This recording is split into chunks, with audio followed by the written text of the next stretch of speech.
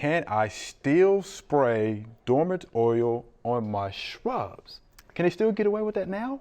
I think it's a little late. Okay, I think it's a little late. Okay. Yeah, dormant oil spray, it has to be dormant. Now, horticultural spray, oil spray, it's a lighter spray, and it depends on what she's trying to do with it. True. But yeah, dormant oil spray is for dormant plants. Right. So that's usually, and we don't know when things go dormant because we don't know about our weather. Right. We have had no frost clear into December some years. So, and I wouldn't spray the dormant oil spray on them until all the leaves went off the tree. So. Right.